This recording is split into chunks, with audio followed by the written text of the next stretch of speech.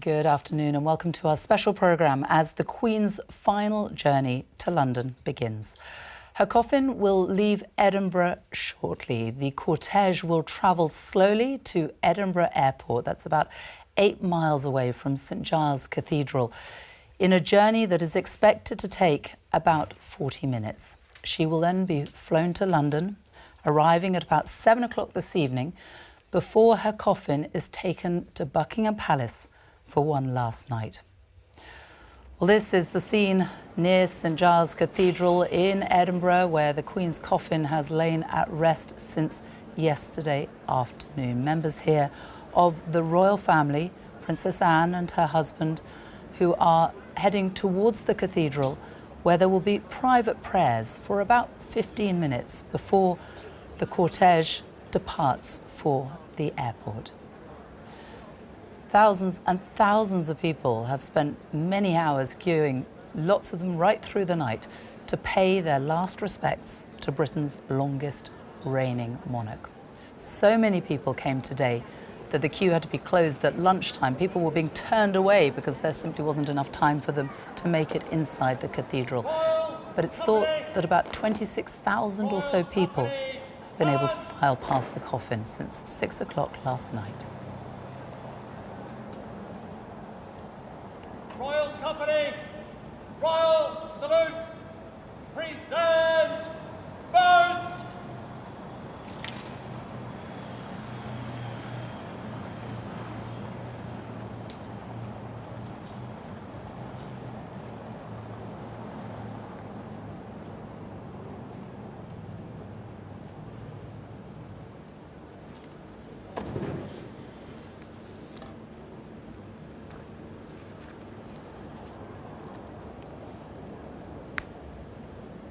Princess Anne, the Princess Royal, who is accompanying her mother on this last stage of her journey. The Princess Royal, who has been by her mother's side since she passed away at Balmoral on Thursday afternoon. And she made that 6-hour journey from Balmoral to Edinburgh, following behind as part of the cortege. And she will fly to London to RAF Northolt later on this afternoon.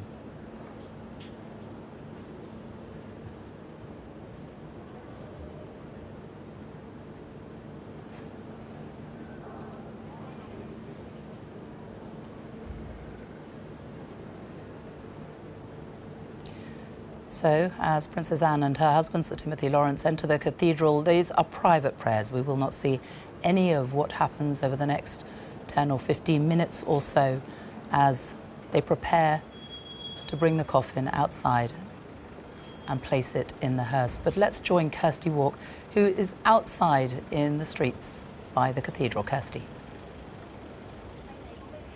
Sophie, the vigil, yes, has ended at St Giles Cathedral. And as you said, more than 26,000 people have quietly filed past the Queen's coffin in the beautiful tranquil space where she's been at rest since yesterday afternoon. They came in their tens, they came with their children, they came with older people, and each person had their own moment of reflection. The coffin had processed from her official Scottish residence, the Palace of Holyrood House, followed by her 4 children on foot. Now, the Princess Royal is going into St Giles for a short prayer service before she accompanies her mother as the Queen leaves Scotland for the last time. Queen Elizabeth reigned for 70 years, and these scenes over the last few days are now part of our shared memory and woven into Scotland's history. Crowds are still gathered 5 and 6 deep on the Royal Mile. I think she'd have liked her send-off from Scotland with the gillies and the gamekeepers, and the warmth of the farewell from people all over the country, and indeed other parts of the UK have travelled here to pay their respects.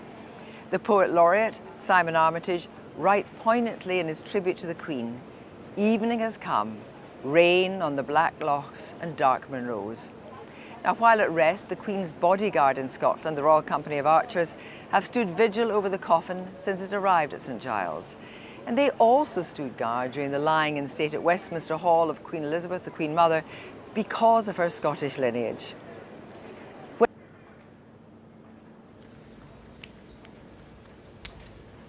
Well, while we watch these pictures, let's talk to two of my guests who are here with me this afternoon.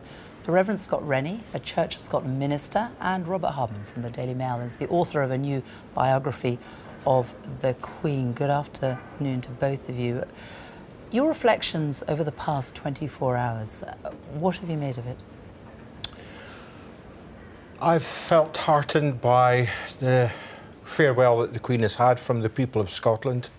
I have to say I'm not in the least bit surprised about the number of crowds.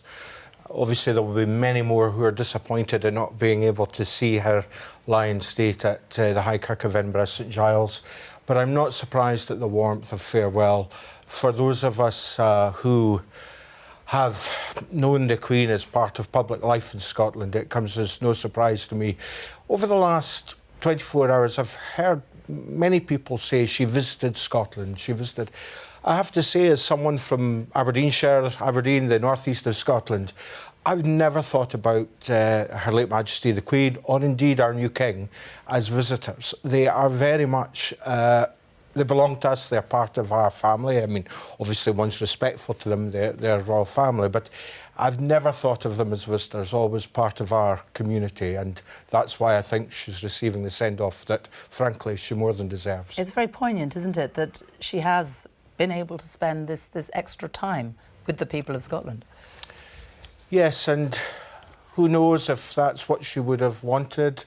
I will never know, perhaps, but certainly Balmoral and Aberdeenshire was a place that very much, I think, meant and felt like home to her. Certainly, those of us from that part of the world, we feel very fortunate to have had her, not just as a monarch, but as one of us, if you like, in a different kind of way, but nevertheless part of our community. And personally, I think there's something fitting that she finished her days at Balmoral, because I imagine it's a place where, away from the glare of public attention, she could very much be herself, with her family being themselves. And that's, I think, what all of us would have wanted for her in her last days. And Robert Hardman, we've seen some very touching moments over the past 24 hours. You were at the service yesterday, weren't you? I was. I mean, I've been in Scotland since the weekend. I've been incredibly touched by the reaction there. And the minister says we don't know if it's what she would have wanted. I think it's exactly what she would have wanted. It's the most wonderful send-off. And of course, she's the first British monarch who's ever passed away in Scotland. So these are unprecedented scenes. This has never happened before. You know, no monarch's ever had this sort of tribute. And to see the coffin coming through the glens, through the big cities, to see that reaction in Edinburgh yesterday, to be in the cathedral, I mean, Scotland has set a very high benchmark for what is to come. And also the vigil by her children. Yeah. Was quite a moment, wasn't it? 10 minutes, they all stood there, 4 of them at each corner of the coffin. Very difficult for them as well, though. The very private grief played out so publicly. Yeah, I mean, I think that for all of them, that the intensity of that moment, and of course we'll see the same at Westminster Hall. We're expecting to see them stand vigil there. This charming tradition that goes back to George V. And that, I mean, that was an incredibly poignant moment last night. I thought it was wonderful that the public continued to file through with no idea. I mean, when you queued up to get your wristband to go in there last night, you had no idea what time you were going to get in, what you were going to see, and they're sort of coming through, and suddenly there is the King. There's the King and his siblings, and, you know, deep in thought. And I thought it was very powerful. You know, monarchs bow to no one, and there's a monarch bowing because there is, you know, the greatest monarch of our lifetimes. And you could see how moved people were as they walked past the coffin last night. And Kirsty Wark has been there the whole time. She has been talking to people who have travelled far and wide to be there to show their respects. Let's go back to Kirsty as we wait for the Queen's coffin to be brought out of St Giles Cathedral. First of all, Sophie, I talked to people when they came out because they had no idea that when they went in they were going to have, as it were, the royal family standing guard with their backs to the Queen's coffin. And they said that it was a moment in their lives that will be very special to them. And it was a moment of contemplation, and it was a moment of unity. And they'd come from all over. I think a lot of people came to Scotland hoping that they would be able to file past and see the Queen here, thinking that actually the crowds would be so great. So a lot of people from Northumberland, Yorkshire, places like that, they made their journey to Edinburgh. And when the Queen actually departs St Giles, the royal banner of the Royal Arms of Scotland will remain draped on the Queen's coffin, while the Crown of Scotland, the oldest crown jewels in the United Kingdom, used in the coronation of Mary Queen of Scots in 1543, they'll be returned to the Crown Room at Edinburgh Castle. And the cortege, when it leaves, will go up past Edinburgh Castle, down towards Queensferry, to Edinburgh Airport, and then she's going to travel by air in an RAF flight to Northolt and thence to Buckingham Palace. But I think one of the most interesting things about this is that, of a very sad and solemn occasion in one way, but people have been so engaged in seeing things like the Company of Archers, the formal bodyguard of the monarch in Scotland.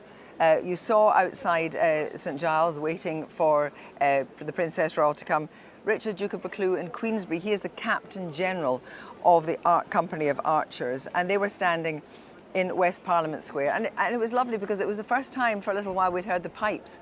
The pipes came down from Edinburgh Castle, and it reminded us that when Queen Victoria was in residence at Balmoral, she liked to have the pipes every morning at 9 o'clock for 15 minutes. And I don't know if it's true every morning, but apparently the Queen liked to do the same. She liked to have the pipes to greet her, to greet the day. And of course, the way that Balmoral sits, it sits in this beautiful area, and you can imagine the pipes echoing round. And I think people here have really appreciated understanding more about Scotland's history throughout what is, after all, a very sad time. There, Kirsty, that we They're can very see. quiet, very respectful at the moment. Wonderful shots, Kirsty, of the crowds that we can see. Yes. Yes.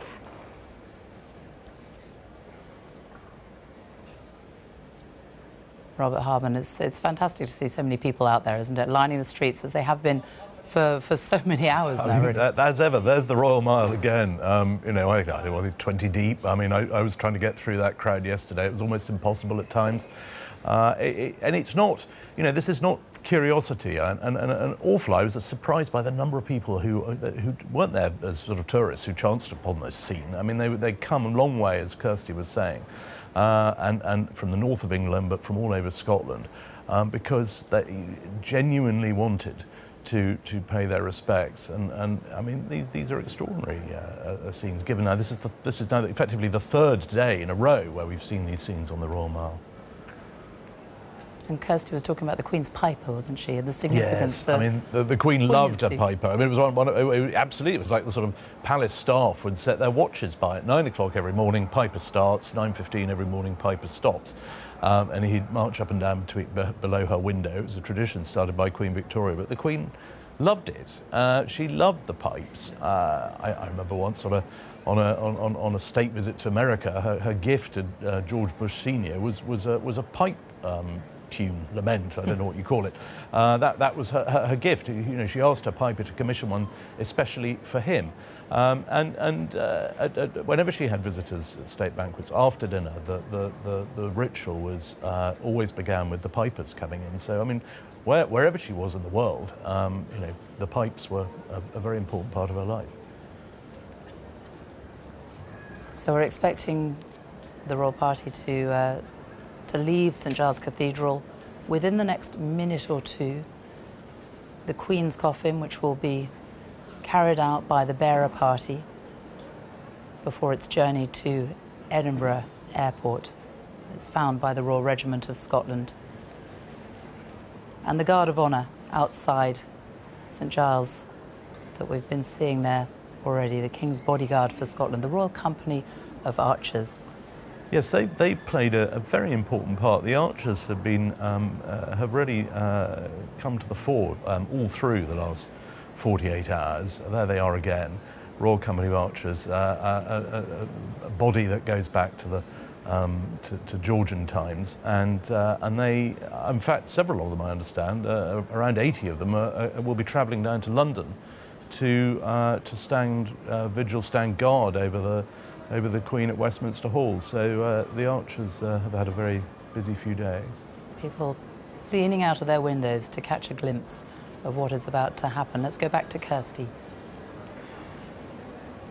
I was struck by what you were saying about the people surrounding the Queen, and I thought it was really interesting that at Balmoral the gillies stood vigil over the Queen's coffin in the ballroom at Balmoral, and the gamekeepers carried her coffin to the hearse to come over the bridge, over the Dee, this river of rushing water.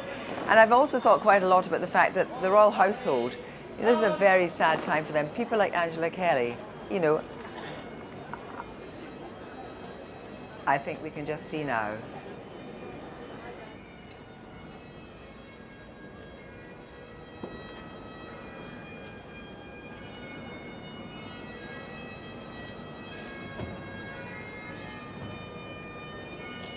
And so the doors at St Giles Cathedral have opened.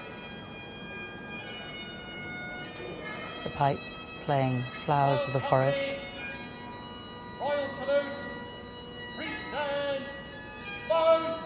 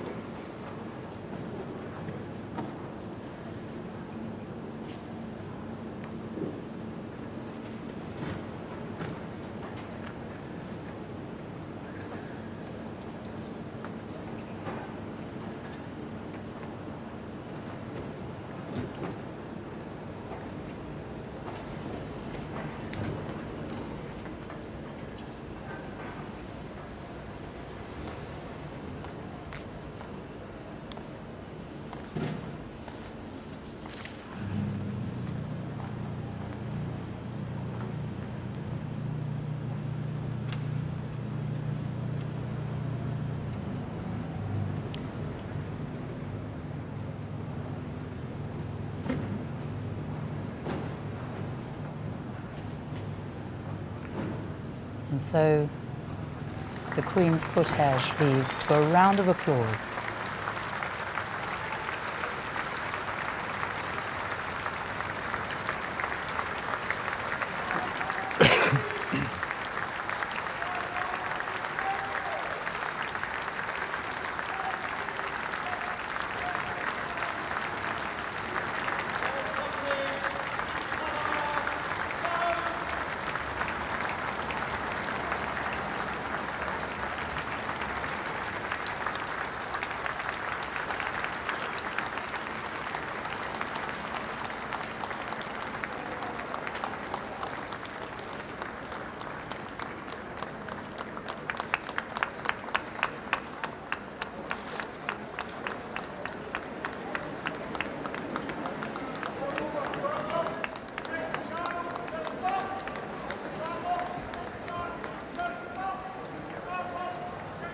Robert Hardman, the scenes we are witnessing there, it's the silence, the Yes. simplicity and the applause.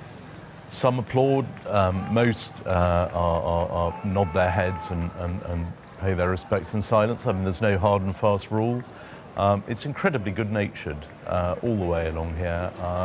People are just feel very lucky, very privileged that they can see this. I mean, this is something that's never happened since the Union of the Crowns in 1603. You know, monarchs have always been commemorated in England, but these events have, I think, really underpinned. I mean, we've been saying for days, you know, how much the Queen loves Scotland. It goes without saying she did, and what's beyond doubt is how much Scotland loved the Queen. And Reverend Scott Rennie, we also know how important the Queen's faith was to her. You heard her speak about her faith and how it helped her at a time of grief shortly after she lost her mother. Yes, I remember her coming to the General Assembly of the Church of Scotland not long after she had lost both her mother and indeed her sister, and being struck by the emotion in her voice when she addressed the General Assembly about that loss and about how her faith sustained her. One doesn't often see that emotion, but it came through. And I think there's something about the Highlands. And the Highlands is a place where one feels close to God, or where spirituality comes to the fore. It's what we would say in Scotland, a thin place, where the bareness, the ruggedness, the reality of nature and the nature of life and death is laid bare. And somehow I think I can imagine that it was a place where she could rest, be herself, and where that space for thoughtfulness and faith would come to the fore. But there's little question that this astonishing woman, this wonderful Queen that we have had, her whole life, her whole attitude to her calling, really, has been underpinned by that sense of duty and service that comes from her own understanding of her faith and what it means to be a monarch. And that has shone through every day of her life, and I think what is quite a remarkable way. It is also something that we have heard King Charles talk about in the past few days as well, something that has clearly been passed on to him.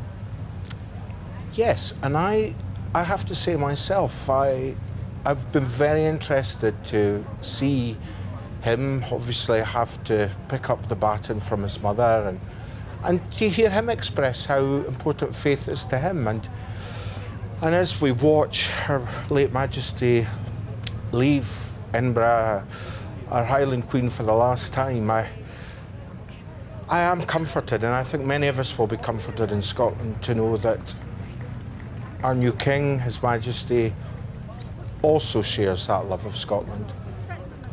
The Highlands also means a great deal to him, and that he also has that sense of rootedness in the Highlands, which his mother had. And there has been something comforting for me, and I think for many in Scotland, about that sense of continuity, which I think the fact that, as Robert has mentioned, this is the first time that we've been able to have these commemorations in Scotland, it has allowed Scotland, I hope too, to feel that sense of continuity it has as the King takes up his calling now and follows in his mother's footsteps. And you can see by the crowds, the people out on the streets, how much it's touched people, can't you? Absolutely. And, you know, perhaps Scots aren't given to great outpourings of emotion. Steely people, that's what a northern climate does for us. But the emotion's there, and this opportunity has really brought that warmth, that sentiment, that intimacy, I think, people in Scotland feel towards the monarch and our family to the fore. I mean, it's there, isn't it? I mean, the Queen loved those contrasts. I thought it was very touching in his homily yesterday when the moderator, Ian Greenshields, referred to that, where he talked about how, you know, yes, she's Supreme Governor of the Church of England when she's in England, but she loved worshipping in Scotland. She loved being part of two churches, and she could see and recognise the strengths of both. And it was always very much the case, you know, as you know better than anyone. I mean, when she was in your church, she absolutely, you know, that was where she felt she belonged. Absolutely, and to make that change from being, you know, Supreme Governor of the Church of England to be, well, I mean, Her Majesty is never quite just a parishioner, is she? But, but having said that, I mean, I'm told that she loved the simplicity and the dignity of the forms of worship in the kirk. Liturgical, yes, but simple and dignified, as was reflected in yesterday's service. And it's that quiet solemnity, that simplicity, that dignity. Very like her. Very, quite. Huge crowds out on the streets, though. It's interesting seeing the State Bentley there following behind with the Princess Royal, and the Queen was always very keen on a tradition that when the State Bentley crossed the border from England into Scotland, the chauffeur would stop and unscrew George and the Dragon, which normally sits on the front of it, and put in the Scottish Lion. There was a sort of switchover of bonnet regalia. Now, you talked about Princess Anne there. Let's talk about her, because she has literally she's been by her mother's side, hasn't she, since she passed away? I mean, she was there, I think she was there before her mother died. She was undertaking engagements in Scotland last week, as she loves to do at this time of year, and so she was staying at Balmoral, and she was, you know, every evening she'd have dinner with the Queen, and it was the Princess Royal who had the task of ringing her siblings and saying, you know, last Thursday, you really do need to get up here. And she was with her, as we understand, we don't know for sure, but we understand she was there at the end, and they were terribly close. And she's been so dignified, I think, the Princess, and I think it's entirely right that it's the Princess who it takes her on her final journey. She of course, it was the Princess who travelled with her across right the way from Balmoral to Edinburgh, more than 6 hours, over 175 miles on Sunday. And I think she has felt this as deeply as anybody, and is I think, just, you know, doing her mother proud. And it was very striking seeing her last night at the children's vigil, as it was called, the King's Vigil, because that it was the first time in history a woman had ever stood guard at a monarch's coffin. The last time it happened, we had the Prince's Vigil, which was the Queen Mother, but it was the three, it was Andrew, Edward and Charles and Lord Linley. Princess Anne. It was the grandsons, exactly, in 2002, and in 1936 with George V, it was his sons who stood there. And I suppose in 1936 it wouldn't have occurred to anyone for a princess to do something like that. But, you know, she's a very remarkable princess. I mean, she's possibly the first person in history who, on being made a Lady of the Garter, said, actually, no, I'm going to be a Knight of the Garter. So after her initial, she has KG. She is a knight, even though she's a lady. You know, I think she absolutely plays prince or princess. I think it's immaterial to her. She's a rock solid support for the monarch. And the other woman who was very close to the Queen, who we also saw there last night, who was watching on, is Sophie Wessex, Prince Edward's wife. But I mean, we've seen over the past few days, you can see just the look on her face, how deeply affected she is by this. Yes, I mean, she's been very, very close. Of course, the Wessexes, or the Forfars as they are when they're in Scotland, but the Wessexes live very close to the Queen.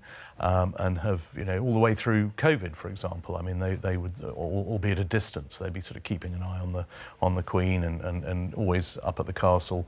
It's a very close relationship there. And yes, Sophie Wessex, as we've seen, time and again, has been very moved. So, in fact, of course, as the Queen Consort, I think, this is for everybody, not just for the children, but for everybody who knew her and they were so grateful for the way that she would welcome them into the family. She knew how hard it was to marry into this institution and the sort of, the sacrifices involved, if you like, and she was always going out of her way to make all her daughters-in-law, granddaughters-in-law, whoever it was, to help them with this process. And they were always incredibly grateful for that, and now more so than ever, I think. And a lot of that time that they spent was together at Balmoral. That was their family time, wasn't it? Very much so. And in Balmoral and in the Royal Deeside, whether it's walking on Loch Mick or, scrabbling up Lochnagar, they would be given that peace and time to be themselves, to be a family. And I mean, it wouldn't be uncommon for people to be out for a picnic in the summer and to see our late Queen or other members of the family, and people would acknowledge them, but always give them that space and time and recognise that, they need that, they are people. And but also have that sense of pride that I suppose our home was also their home, and just as those of us from that part of the world never forget its beauty and its power, so the landscape around them meant that to them too, and that's a common bond I think that we share. Well, a lot of words have been written over the past few days since the Queen died, but also poetry too. And in light of the last few days' events, Scotland's national poet, the Maca, Kathleen Jamie, has written a really touching tribute to the Queen. And it's a poem that she based on an area of the Scottish landscape that Her Majesty loved. The countryside around Balmoral, Lochnagar, the mountain. And it is read by Sally Magnusson.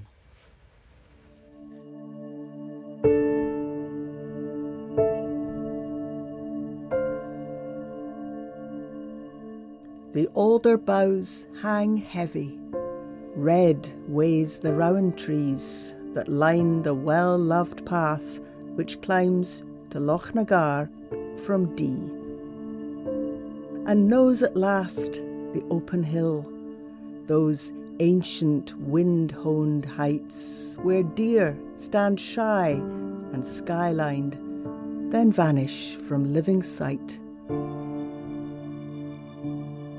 where grief is ice and history is distant roiling skies, where weather chases weather across the lands she strived to serve, and served supremely well, till the call came from afar, back to the country kept in her heart, the Dee and Lochnagar.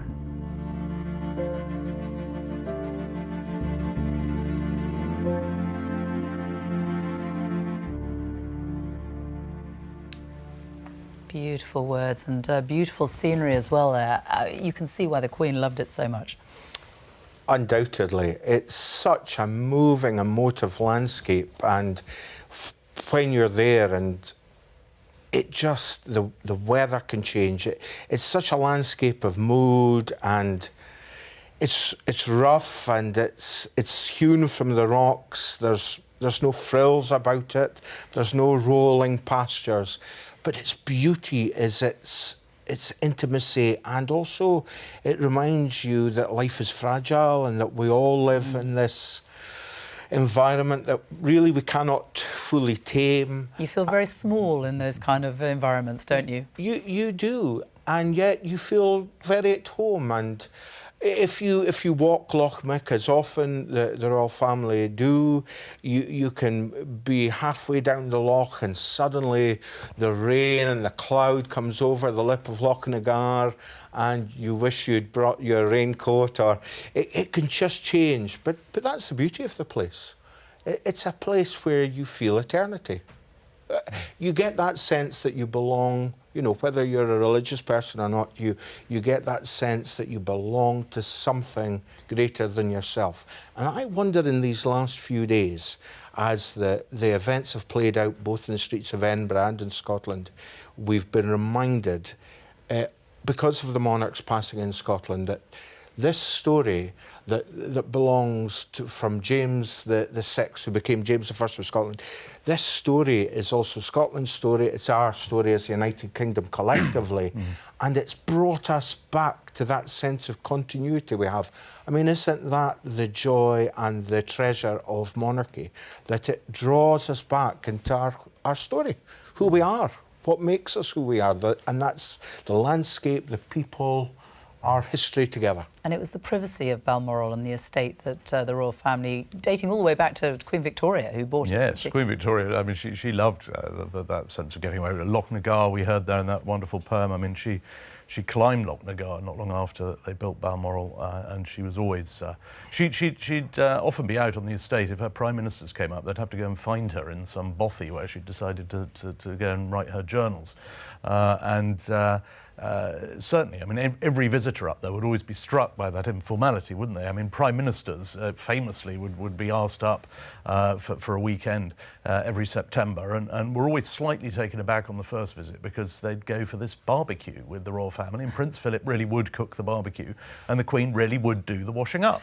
and if they tried to help, they got very short shrift. On Mrs. Thatcher's first visit, she was desperately, just couldn't tolerate sitting there being waited on hand and foot by the monarch and then watching the monarch doing the washing up. And in her thank you letter, she very sweetly included a pair of washing up gloves to the Queen.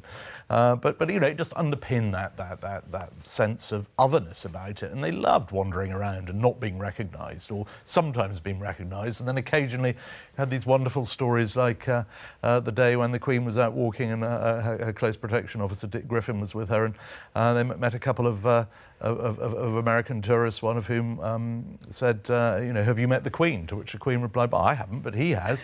I mean, you know, they love those sort of stories. They were happening all the time. I mean, that was one of my favourite stories. He told that beautifully, didn't he, around the time of the Queen's Jubilee? I haven't done it justice. You've got to repeat him telling me. He does it much I know better he than did it beautifully, but it was he stood there and she took a photograph for the American tourist. Yes. Of him, because he'd met the Queen, Yes. him and the American tourist, and she never revealed that she was actually the... But she did enjoy the thought of what would happen when they got home and were showing their friends, and look, we met this nice lady and she took a photo. You wonder if they ever found out. While we talk, let's just look at the images that we're now seeing of the cortege, which is making its way out of Edinburgh and heading towards Edinburgh Airport. Look at the people. All of them out there, they've just come out to catch sight of the coffin before it leaves Edinburgh, before it leaves Scotland for the last time.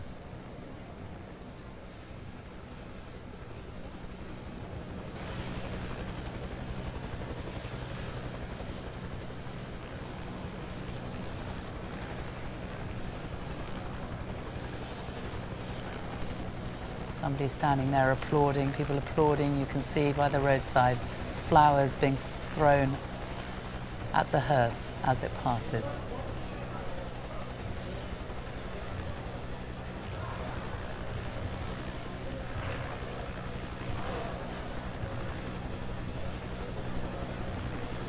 It has been very poignant, Robert. I'm going to show some images in a moment, but what we have seen over the past few days of the people, particularly on that journey from Balmoral to Edinburgh, the 6-hour journey, the people coming out onto the street, the simple, quiet tributes that they've been paying. That's right. And when you think that they've had very little notice about this. I mean, on Sunday, the people only knew the route less than a day before. I mean, this particular route, it's been known about, it hasn't been particularly publicised. It's amazing how word travels. I noticed in Edinburgh, everyone was sort of saying, oh, well, I'm popping up to the castle because, you know, X is happening and Y is happening. And people just have really, you know, embraced the last few days. They as has been said, they want to be part of it. They know its history, but it's not just a case of wanting to say they were there. It really does come from a deep, profound respect and indeed love for the Queen. Well, let's just have a look actually at some of the images that we saw over the last few days. The Scottish farmers who lined up their tractors. That was in Aberdeenshire. That was the first leg of the Queen's journey from Balmoral on Sunday. And dozens of them lined up there. You can see them along the road, some with their front loaders raised in salute to the Queen. Really touching tributes, spotted from the air by the helicopter following the cortege. And then this, really moving tributes like this. 32 horses and riders who were lined up in a field by the M19 near Glenfarg, and it was organised by a woman called Emma Cheap. It was her father's farm. I spoke to her this morning. She said she'd grown up with horses. She loves horses, and she planned to do that on her own. She wanted to pay tribute to them, and then she invited her friend who took the photographs and the neighbours, the pony club, and as they passed by, as the cortege passed by, Princess Anne looked up and waved at them. She spotted them, and Emma said it was just the fields went quiet. It was like the horses knew they didn't move. It was a real goosebump moment for people as they passed. Well, I think that there were so many of those little moments. People had given such thought to it. I mean, just looking at the tractors there, must be the cleanest collection of tractors. They'd all been given a good scrub the day before, and it was lovely. I mean, someone just had that idea. It wasn't you know, didn't make a big thing of it. They all had their own connections with the Queen, and still do with the royal family. And it was amazing how we went from that very much as a rural links, and suddenly we were in the suburbs of Aberdeen, and the crowd sort of started building, and it had a different sort of feel, and then went down through the countryside to Dundee and beyond. And you know, that's a part of Scotland that the Queen had very, very strong links with, because that's where her mother was raised. I mean, I think we often overlook the fact that you know, thanks to Glamis, thanks to Elizabeth Bowes-Lyon, the royal family are the most Scottish royal family we've really had since the Act of Union. I think the Queen was descended twice in two different lines from Robert the Bruce. So, you know, as you made the point, Minister made the point very well early on. I mean, there was no question of her visiting. I mean, she's absolutely, you know, Scottish as they come.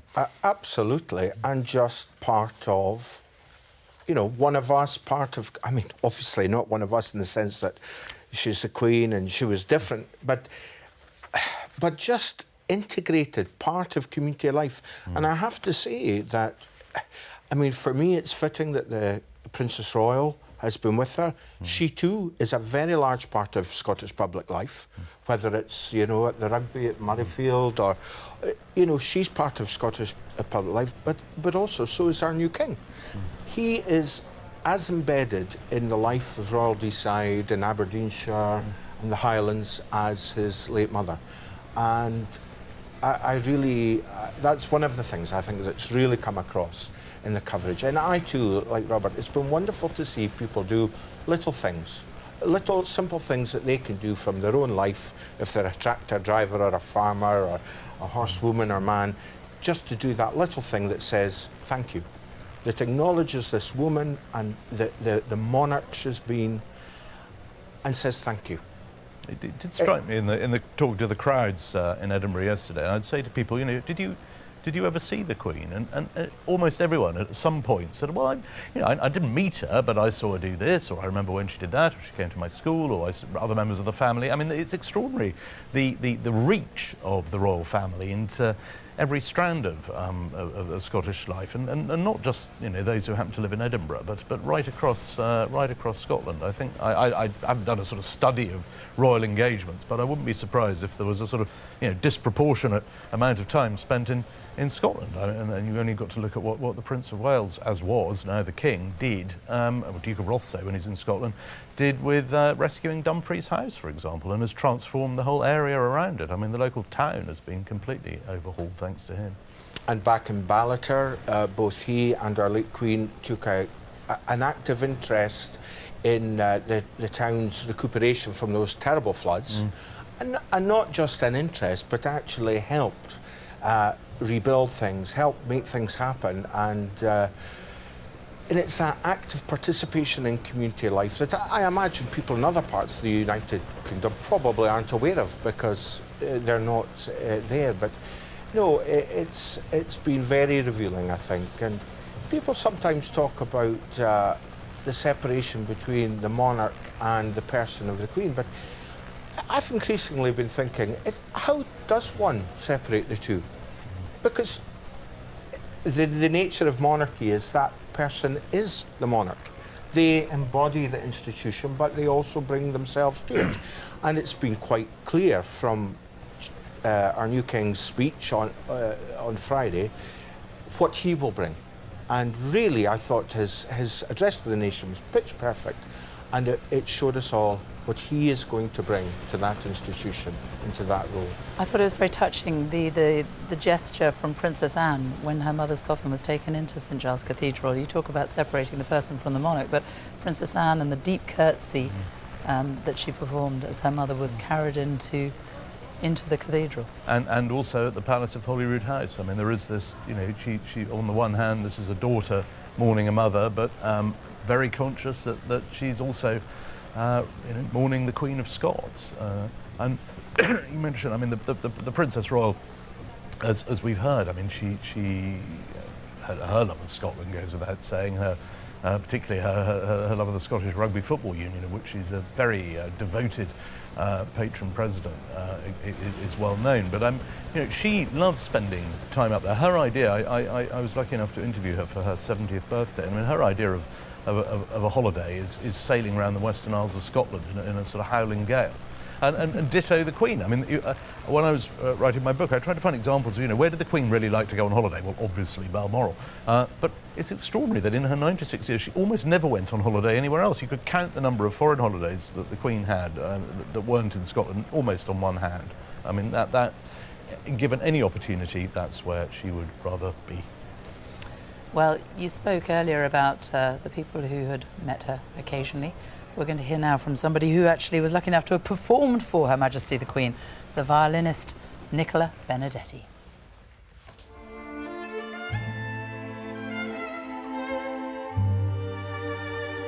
The first time I had the honour of meeting the Queen was a historic day in Scotland, the opening of the Scottish Parliament building. I was 16 years old. So many dignitaries there, but of course, I think the highlight for everyone was her presence. I was sort of taken to and introduced to her in the middle of hundreds of faces, and she was extremely funny and complimentary and friendly, and congratulated me on the performance.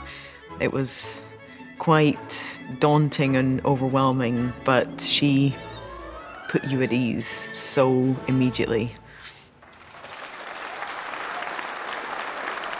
Probably the most intimate and memorable occasion for me was the private meeting when I received the Queen's Medal for Music. She was extremely informed and knowledgeable about my work in music education and my work for young people. We were also talking generally about the challenges that the young generation face today. She was also sharing with me particular personal experiences that she's had and seen evolve and change over the years. She said that she used to look out into a sea of actual faces looking at her, and now she looks out into a sea of screens trying to capture photos, and how much that has impacted and changed the experience that she had in meeting the public.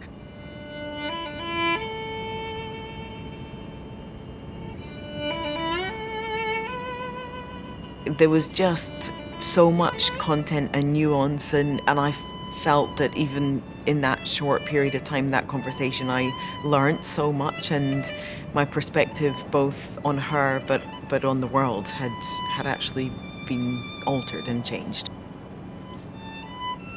There are, of course, a multitude of feelings on a general sense within Scotland towards the fact of the monarchy, but I think to separate that from feelings towards the Queen is right and is accurate, and I think everyone is feeling huge sadness and admiration for her and her legacy and the life that she led.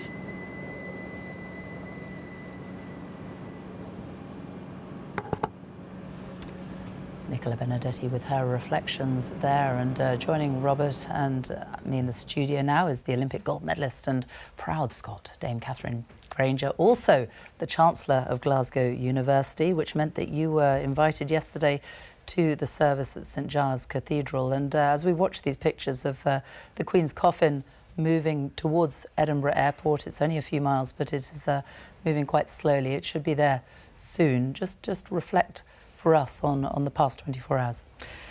Yeah, well, as you said, because I'm the Chancellor of the University of Glasgow, my original plan yesterday had been it's the start of Freshers' Week for the new university year. So it was obviously a different week planned for a lot of university students and people connected to universities, but that's why I was going to be up in Glasgow anyway. And then I got a call on Saturday if to represent the university if I'd attend the service for memorial yesterday at St Giles Cathedral. So it, as everyone would say, incredible honour to be asked, massive privilege, but it was really sobering. It was quite a sombre effect, although it's an incredible life to celebrate, and we have talked so much about the Queen and all that she has done, especially in Scotland. It's still, I think inevitably the moment you see the coffin for real, you sort of finally have to accept what has just happened. So it was an incredible atmosphere, you know, the crowds gathering. We've seen the footage already and the people lining the streets already today. There's so much goodwill for the Queen and for the royal family especially as well, who were obviously all gathered there for the memorial yesterday. So a lot of incredible people wanting to be close, wanting to, you know, well-wishers, support, showing their love and gratitude of someone who has made a big difference to that country. And you were very fortunate. You've met the Queen on numerous occasions. You had some quite intimate moments with her, didn't you? Yeah, and I do. I feel very fortunate to have done that. She. I mean, we talk about this now. She is such an icon for the world as well as the United Kingdom. But she, you don't ever, growing up, although she's been this constant through all her life, I didn't expect to ever meet her personally, and never mind sort of a few different meetings. I was obviously part of the British Olympic team for many years, and she always very generously hosted the Olympic and the Paralympic team, usually after the games. Either she had events up at Holyrood, in Edinburgh, down at Buckingham Palace, garden parties within the palaces itself, and it's such a huge moment. I think people who compete for the nation and compete under that Union flag and sing God Save the Queen at every sort of sporting event, to actually then meet, you know, the woman for real, and to be able to have conversations with her, it's a huge moment and a huge what was event. it like? What was she like when you chatted to her? Always engaging, always interested. As many people have said, I think she's got this. She had this incredible gift of relating to people. Somehow, despite the world and the life she inhabited, could somehow feel relatable to athletes from any background, any walk of life, any sort of part of the country, and she could connect and relate and make people feel very comfortable.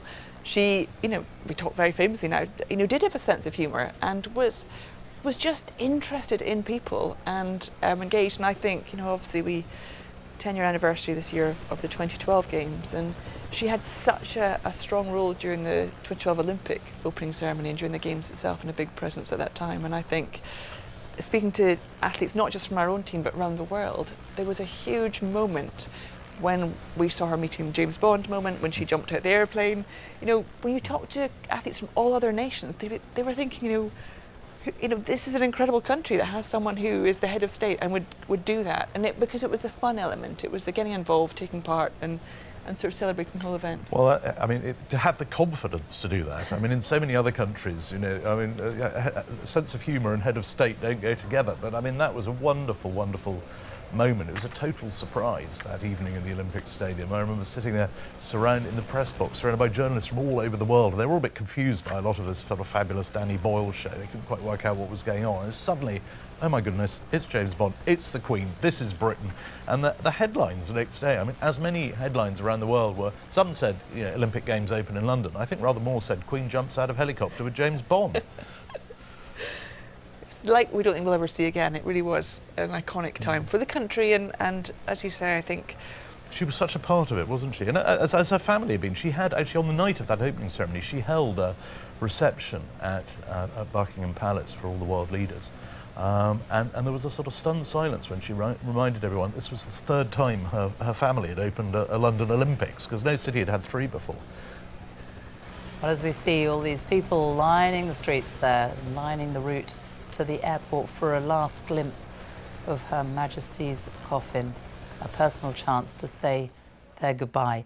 Let's just take a moment to hear some more personal recollections about the Queen from some of those people whose lives she did touch.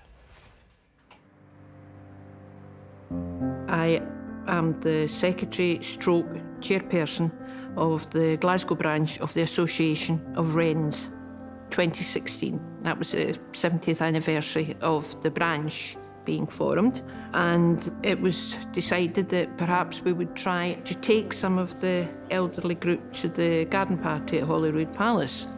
Eventually, a letter came back saying that the Queen was very, very interested to meet the ex-Wrens because they had served, like herself, during the war. You know, she spoke to every single one of them, and once they got over their nervousness, I think they just spoke to her as though she was a member of the group. They had something in common, that they were all in uniform. They were just so happy. And I think that was a highlight, the whole highlight of their day.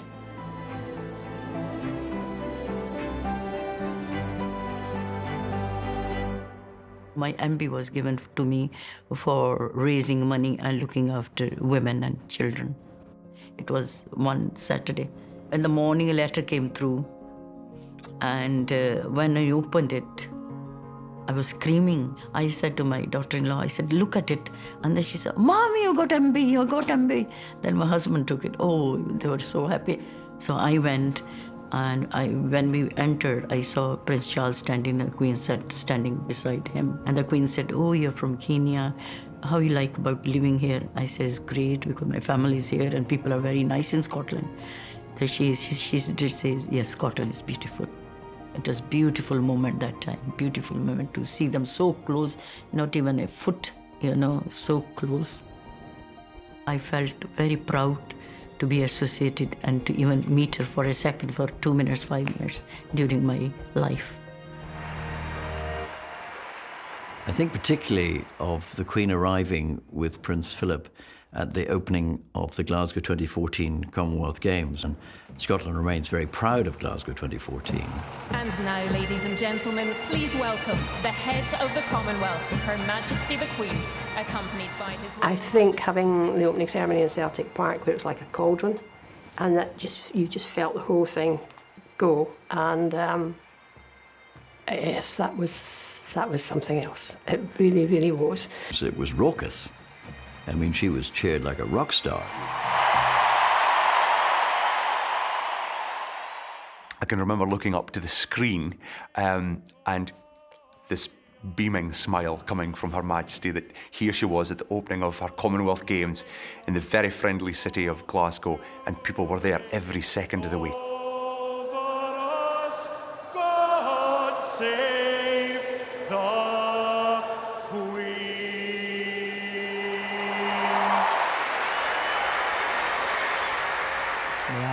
Red arrows there, and it is the RAF who will be flying the Queen back to London this evening. These are live images from Edinburgh Airport, and this is the Globemaster, the C-17 aircraft that will be transporting the Queen's coffin back to London, back to RAF Northolt, just west of London.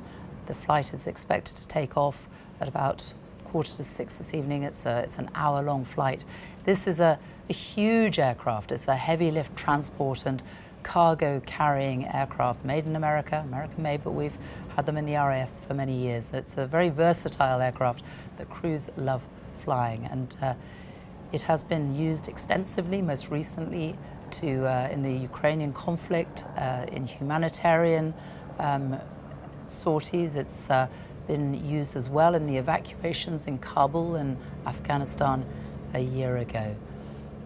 And they're ready to receive the cortege when it arrives at the airport any time now.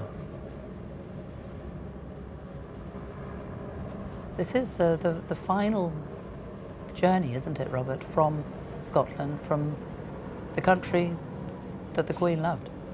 It is. I mean, it's a very powerful moment. You know, this is the Queen of the United Kingdom who has loved all corners of the kingdom, and she's flying back home. Well, home. I mean, she's back to the capital, but this will be the last time. I mean, a monarch who's spent more time in Scotland than any monarch ever, and just as we've said so often, I mean, loves it, feels part of it.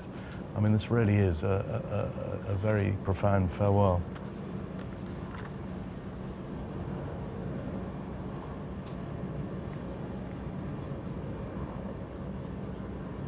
And so it makes its way towards the airport. It's only an hour-long flight to London. Tell us what is going to be happening, Robert, when it arrives in London later this evening. Yes, I mean it's important to remember this is the sort of the RAF taking central stage, and this, I suppose, this is their farewell to someone to whom they were incredibly attached. She was incredibly attached to them. Her father, George VI, first member of the royal family to win his RAF wings, was always delighted to wear RAF uniform. And anyway, she will land at Northolt and then be driven through London back to Buckingham Palace to spend her last night at Buckingham Palace ahead of tomorrow's procession through the capital to Westminster Hall. And we're getting an idea of the sort of scenes that we will see in London over the next few days. It is only Tuesday. It's many days yet until the state funeral next Monday.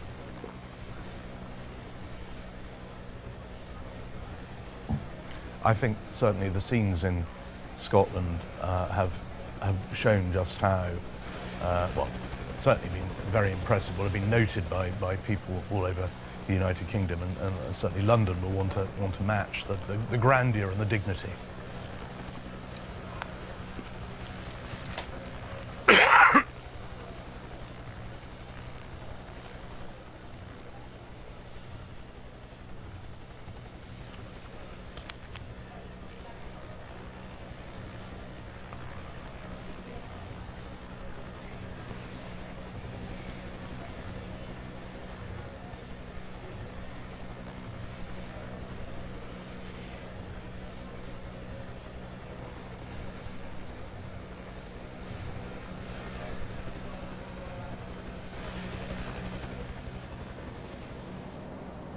Well, you can see how close the cortege is now. The outriders on the outskirts of the airport making their way. And there will be a simple reception for the coffin when it arrives. There is a bearer party that will carry the coffin onto the C-17, and also a guard of honour founded by the RAF.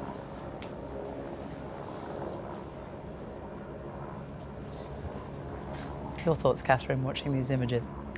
Yeah, I mean, as Robert said, it's very moving. It does feel, you know, this is her final farewell to Scotland, as we've said. You know, a place she spent a lot of time in, and the people had a huge love for her. And you know, the sun's lowering the sky. There's so many sort of symbolic, you know, just the images. They're very strong and very symbolic. And you know, this last bit feels quieter. There's a sort of gentleness to the end of this journey, as it feels appropriate. I think it's still, I think what was, if there was a positive of it all having to end now, you know, I think the fact that the Queen spent her last days, and you know, the coffin spent the first few days travelling almost the length of Scotland as well, down the east coast, just gave so many people an opportunity to be close to her and to say their farewells. And you know, watching a lot of people gathering in Edinburgh yesterday, and the people in the streets,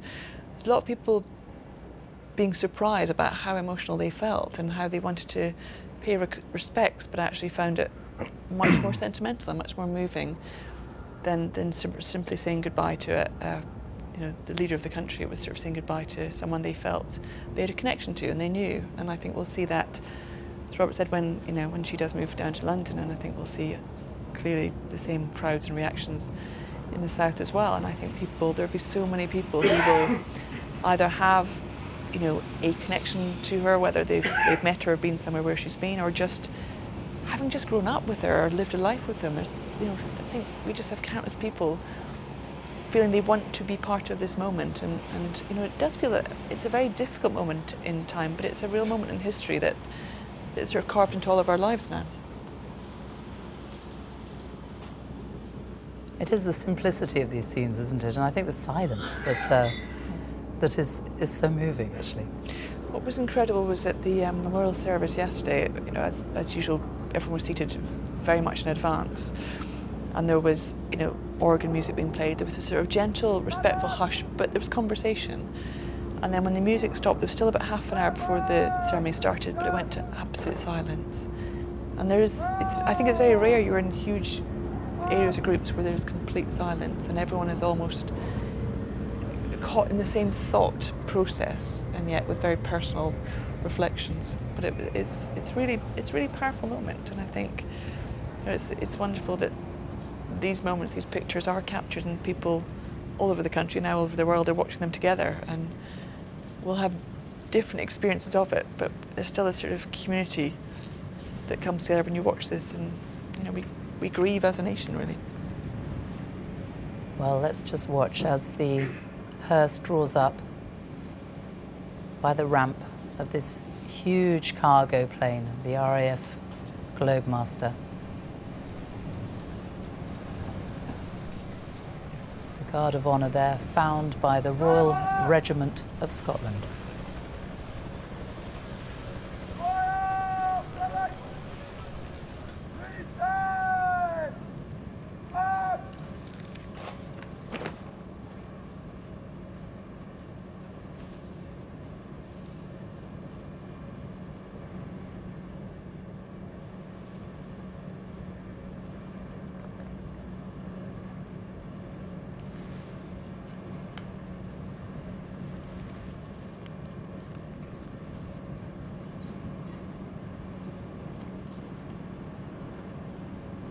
Princess Royal there and her husband, Sir Timothy Lawrence, who, as we have said, have travelled the entire way from Balmoral and will continue on to Buckingham Palace, accompanying her mother's coffin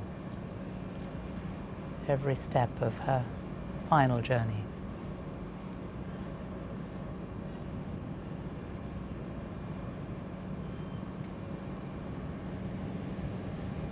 There's a party of people there accompanying the Princess Royal, there to greet the Queen's coffin.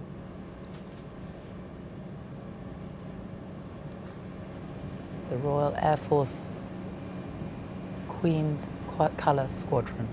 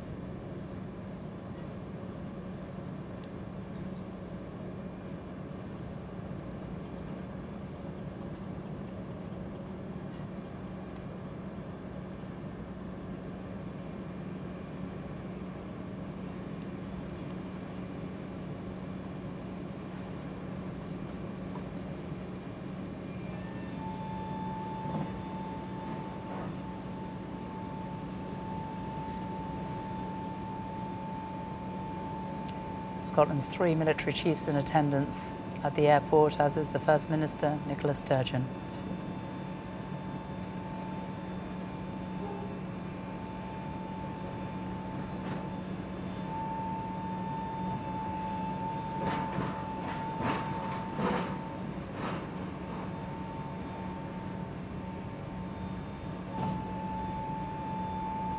Robert Hardman, such a huge aircraft for such a small coffin. It's I think just reflects the magnitude of the occasion. I'm just looking at the landscape beyond. I think one of the great features of the last few days has been, as the Minister was saying earlier, this Scottish landscape that the Queen loves so much. I have to say, as a Londoner, I think what's coming up a little later on will not be quite as pretty and as majestic. But the hills we saw on Sunday, as watching the coffin make its way along Deeside, the grandeur of the setting, I think, is entirely appropriate. And I think there we see the Princess Royal going to join the coffin on the plane, and I think entirely right that we have this extraordinary aircraft for such a moment.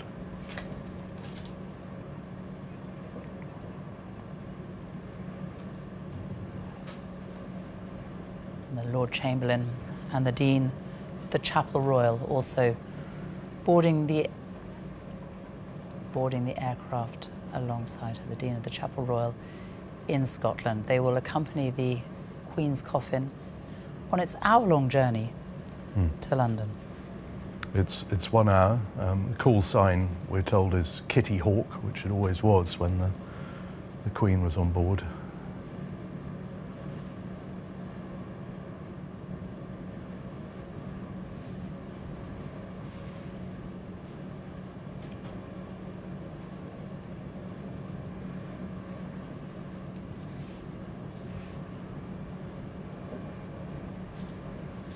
The band there of the Royal Regiment of Scotland watching on.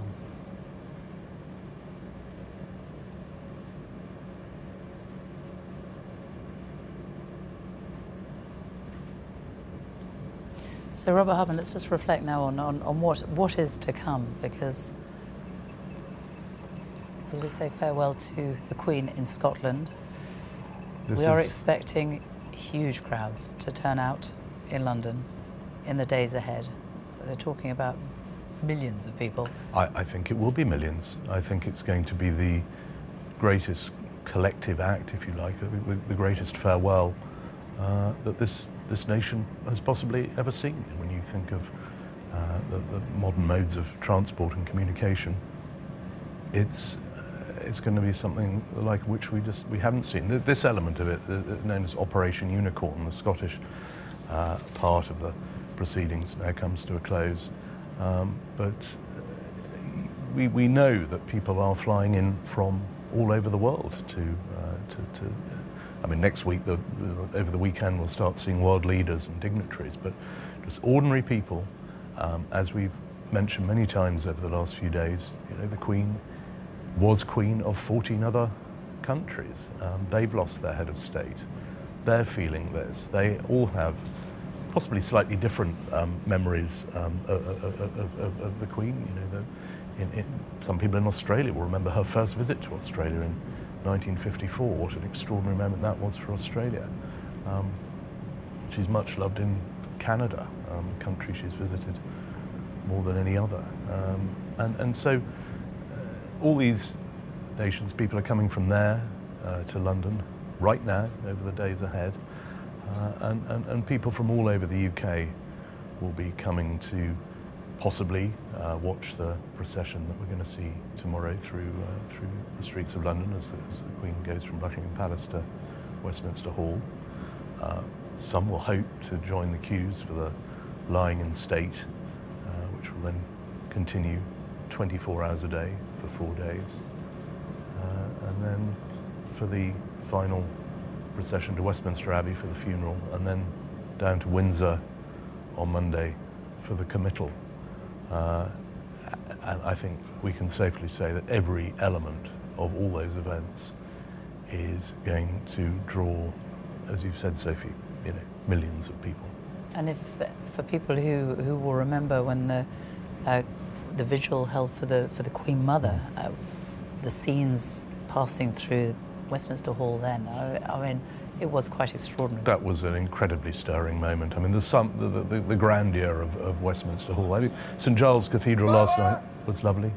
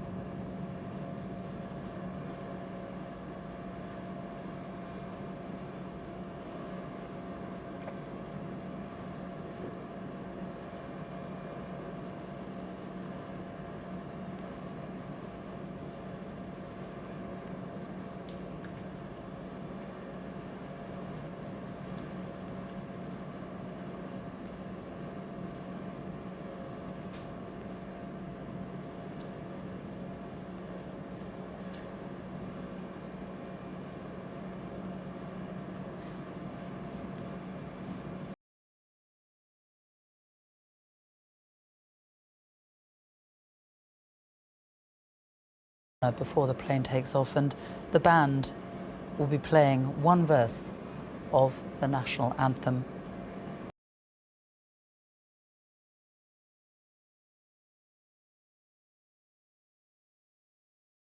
The engine's starting up.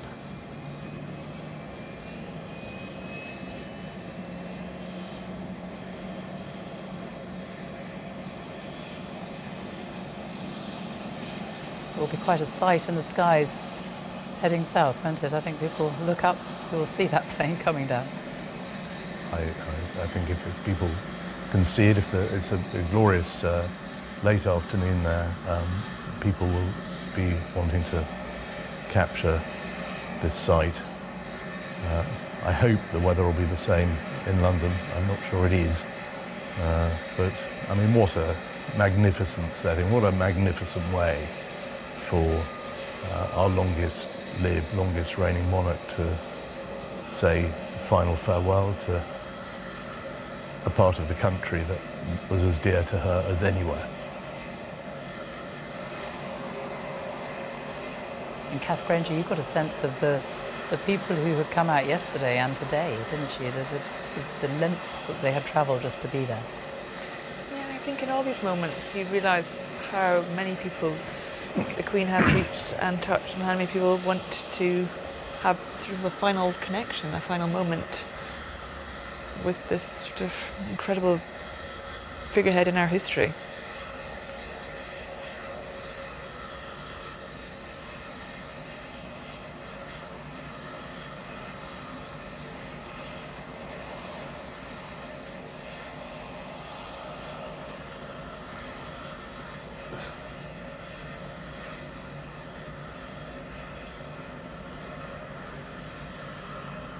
She was, of course, the most travelled monarch in history. It's extraordinary to think she didn't actually leave British soil until the age of 20. But she went on to visit pretty much everywhere, with one or two exceptions on the planet. And no one's ever really been able to tot up the total number of miles she travelled, but largely due to the invention of the jet engine. She's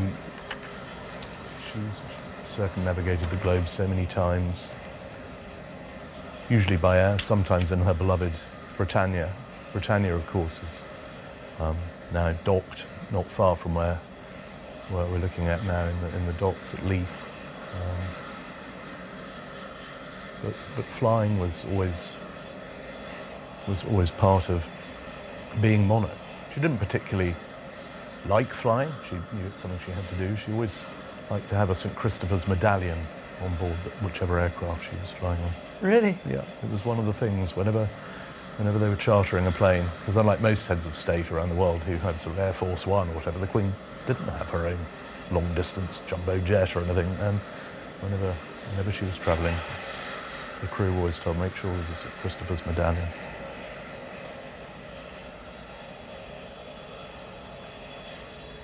Let's talk of King Charles for a moment as well, because while this is all taking place, he is in Northern Ireland.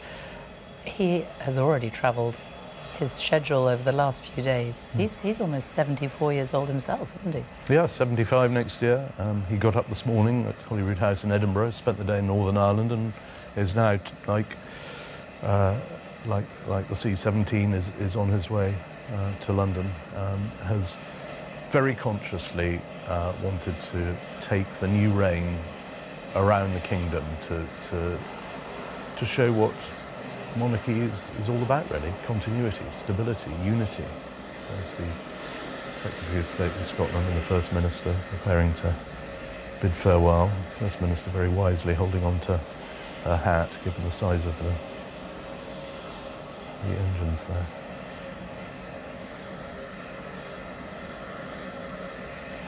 As the First Minister, of course, who read the lesson yesterday at St Giles's in that fabulous service.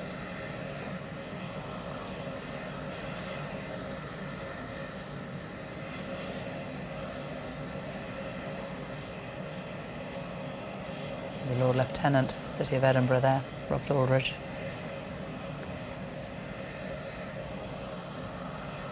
Lord Lieutenants have played a very key role in all these events in recent days. The Queen's representative in all her counties. They've all known her, they've all known the royal family very well. I think they'll be particularly will be feeling her loss. Everywhere she went, the first person she'd usually meet in any county would be the Lord Lieutenant. And you have to remember the guard there, the people, they will have known her for year after year after year, won't they? That was their role, and she had every week, every year, the week, the Holyrood week.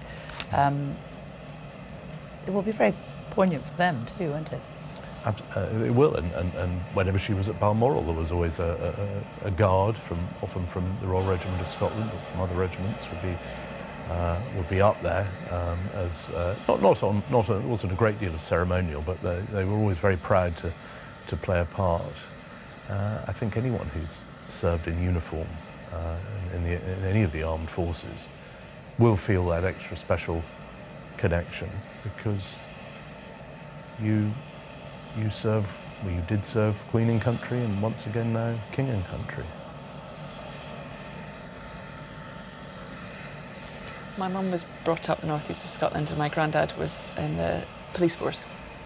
So when we saw Ballater, the local towns of Aboyne and Kincardine O'Neill, the three sort of groups of police from the three towns would be asked to come along when the royal family were in residence, especially when they were having picnics and things. So my mum's got photos of my granddad with them all in uniform, sort of very discreetly, but basically looking after the royal family as they had their picnics. And he'd come back and tell my mum and my aunt about a very young version of Anne and Charles running around having their picnic. So I think, like we've said, this connection to family life that the locals, I think, really respected, and I think that warmth was there because they respect the royal family, but they saw them as a family as well in the community, and that's an incredible thing to be part of.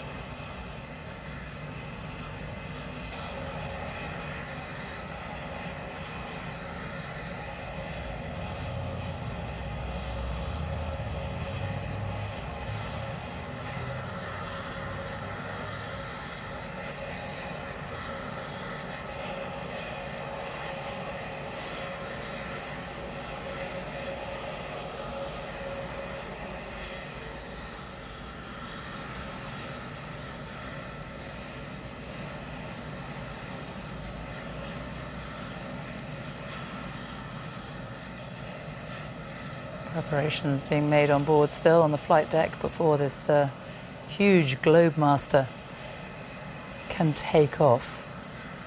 When it lands in London at about 6:30, 7 o'clock this evening, there will be it will be taken, the cortege, another cortege, which will travel from RAF Northolt. That's the oldest RAF base, I think, in the UK. It's home to what used to be called the Queen's Flight, now 32 Royal Squadron, and the RAF are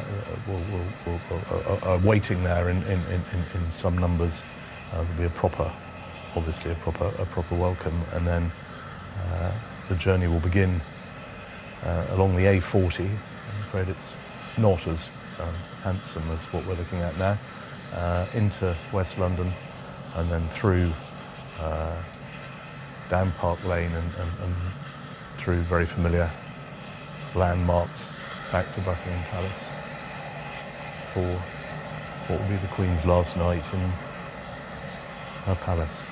And that for the family will really be a very special moment, no doubt, because that will be her last night at Buckingham Palace. After that, her coffin will be moved to Westminster Hall, it will lie in state, and then the funeral on Monday. So the last private 24 hours or so that the family will have. Yes, it will be. It is so rather wonderful that the events of the last few days have taken her to so many of her residences from Balmoral to the Palace of Holyrood House.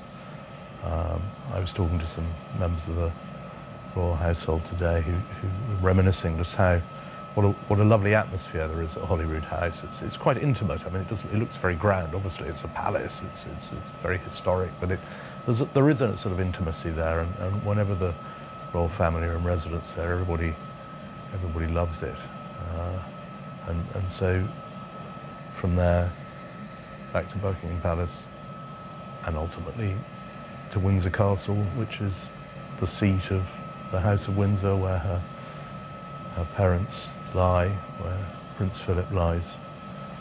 But that's obviously for Monday. Today is a return and a preparation for the great state elements of this period of mourning.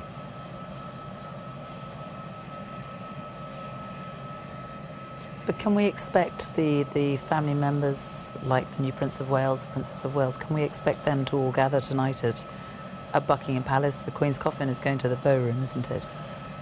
The coffin will rest in the Bow Room. I'm quite sure they'll all be coming to pay their respects, and they'll obviously be all gathering tomorrow for the procession.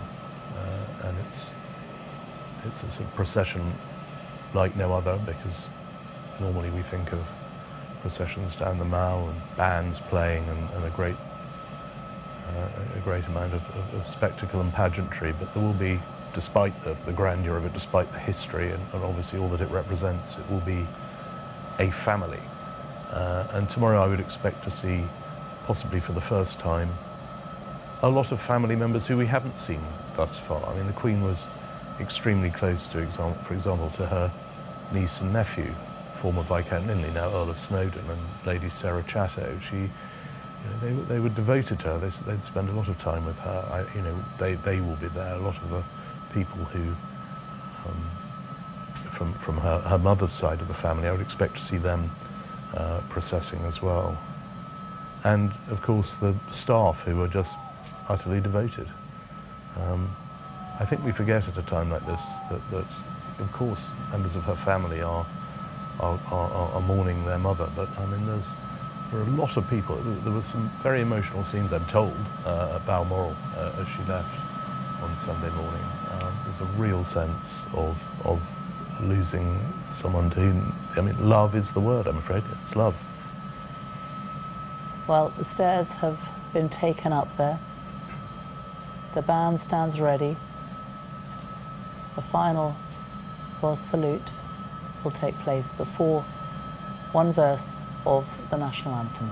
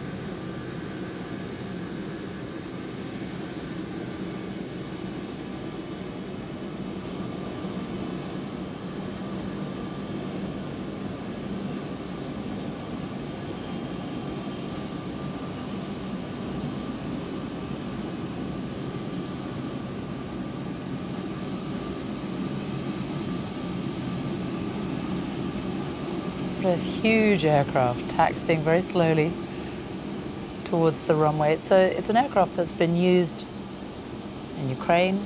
Most recently, it's been used in those evacuations from Afghanistan, from Kabul last year. It's also been used to repatriate the bodies of British servicemen and women in years past. It plays a key role. As it's a reminder that all the military elements in what we've been seeing, the troops involved, the troops we're going to see in London later on and tomorrow, they all perform frontline roles.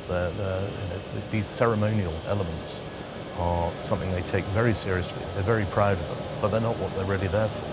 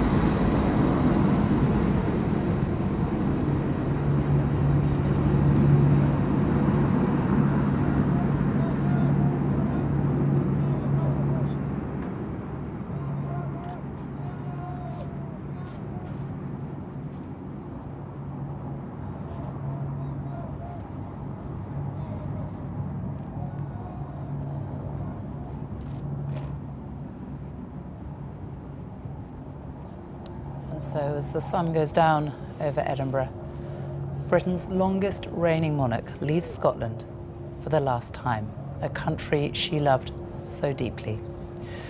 The flight will take an hour. We will be back on BBC One as it lands at RAF Northolt, just west of London.